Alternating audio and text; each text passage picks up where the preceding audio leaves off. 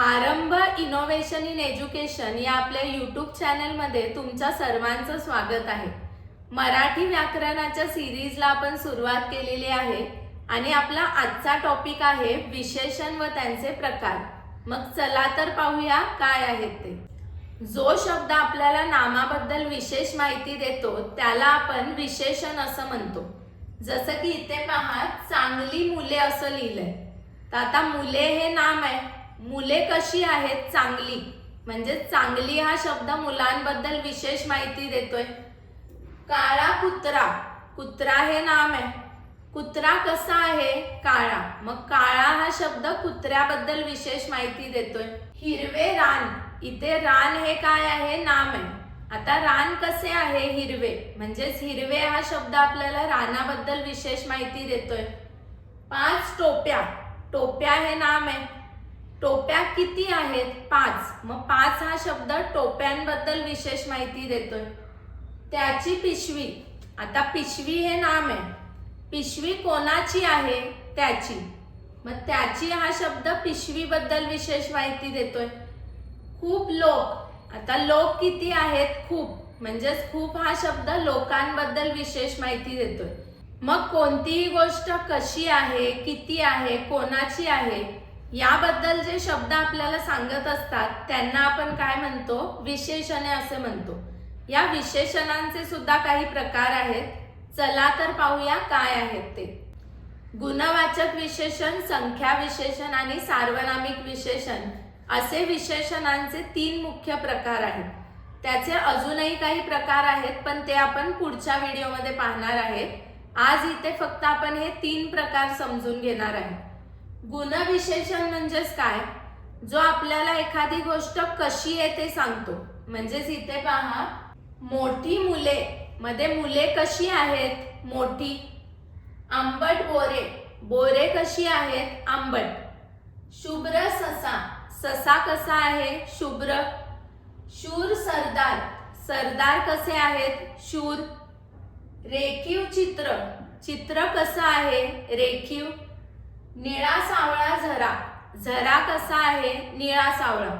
मग हे सगळे शब्द आपल्याला नाम कसे आहे हे सांगतायत, त्यामुळे आपण त्याला काय म्हणणार गुणविशेषण। म्हणजेच एखादा शब्द आपल्याला एखाद्याचे गुण, अवगुण, त्याचा कलर, साईज, शेप याबद्दल जर इन्फॉर्मेशन देत असेल तर आपण त्याला काय म्हणणार गुणविशेषण।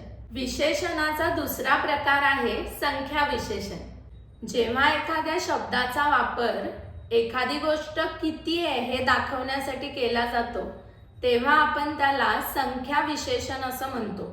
आता या संख्या विशेषणामध्ये सुद्धा 5 पोट प्रकार आहेत, पोट प्रकार म्हणजे सब टाइप्स आहेत। चला पाहूया काय आहेत ते।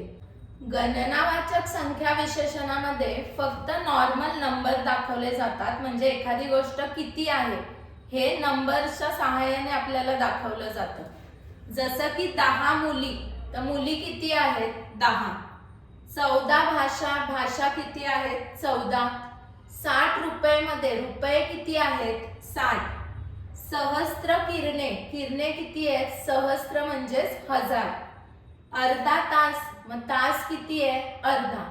तर असं एक सिंपल फक्त आपल्याला एखादी गोष्ट किती आहे असा दाखवणारा जेव्हा शब्द पाहायला मिळतो तेव्हा आपण त्याला गणनावाचक संख्या विशेषण म्हणतो।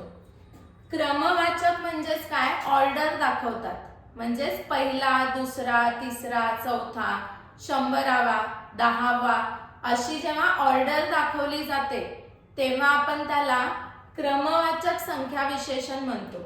जसं की पहिला वर्ग, वर्ग कितवा आहे पहिला, चौथा बंगला, बंगला कितवा आहे चौथा, इयत्ता 8वी, इयत्ता कितवी आहे 8वी, 60वे वर्ष, वर्ष कितवे आहे 60वे। आवृत्तीवाचक म्हणजे काय, इंग्लिश मध्ये जसं आपण डबल, ट्रिपल, 4 टाइम्स वगैरे बोलतो ना 10 टाइम्स, त्यालाच इथे आवृत्तीवाचक संख्या विशेषण म्हणतात।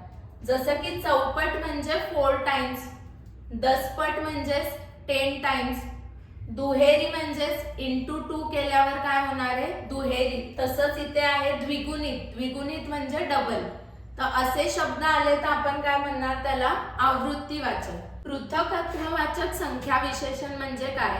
जेव्हा आपल्याला एखादी गोष्ट वेगवेगळी करून दाखवायची असते ना, तेव्हा आपण तिथे हे संख्या विशेषण वापरतो. जसं की एक एक मुलगा.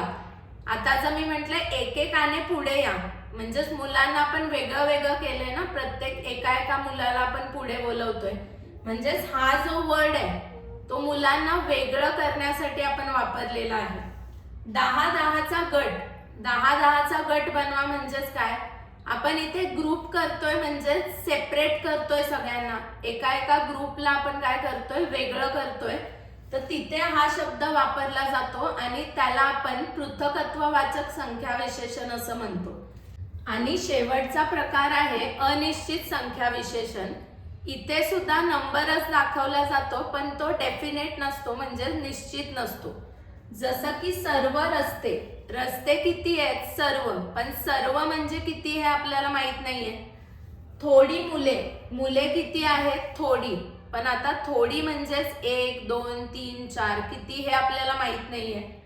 काही पक्षी. काही म्हणजे आता पक्षी किती आहेत? तर काही.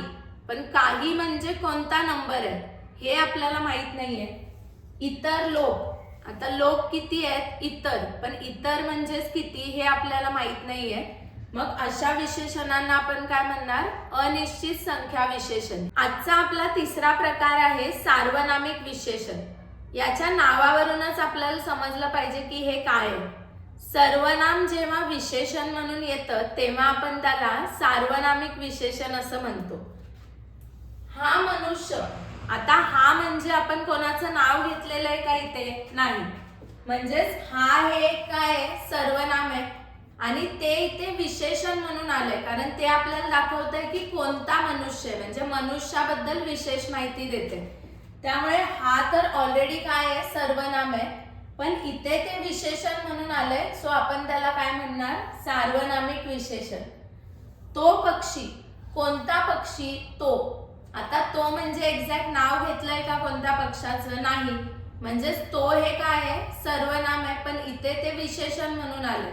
मग तो हे काय होईल? सार्वनामिक विशेषण. माझे पुस्तक. कोणते पुस्तक? माझे. किंवा कोणाचे पुस्तक म्हटलं आपण तर माझे असा आन्सर येतं त्याचं. तर माझे हा शब्द म्हणजे माझं नाव घेतलेलं आहे का इथे? नाही. मग माझे हे काय आहे? सर्वनाम आहे, पण इथे आपण ते विशेषण म्हणून वापरलेलं आहे. तिच्या साड्या. कोणाच्या साड्या? तिच्या. आता तिचं नाव घेतलेलं आहे का आपण इथे? नाही. मग तिच्या हे सर्वनाम आहे, पण इथे विशेषण म्हणून आलेलं आहे. कोणता गाव. आता कोणता म्हणजेच आपण नाव घेतलेलं नाहीये, कोणत्या तरी एका गावाबद्दल बोलतोय. मग कोणता हे काय आहे? सर्वनाम आहे, पण इथे ते विशेषण म्हणून आलंय. असल्या झोपड्या. आता असल्या म्हणजे कसल्या? काय त्याच्याबद्दल स्पेसिफिक सांगितलंय का? किंवा एखाद्या झोपडीचं नाव घेऊन सांगितलंय का की अशा झोपड्या? नाही. मग असल्या हे सर्वनाम आहे, पण इथे ते विशेषण म्हणून आले. सो अशा शब्दांना आपण काय म्हणणार? सार्वनामिक विशेषण. आय होप हे तीनही प्रकार तुम्हाला खूप छान समजले असतील.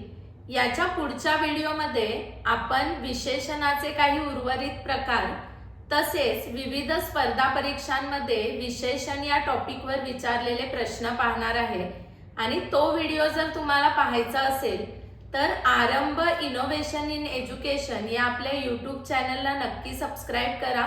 आणि तुम्हाला जर हा व्हिडिओ आवडला असेल तर तो तुमच्या फ्रेंड सोबत सुद्धा नक्की शेअर करा. थँक्यू.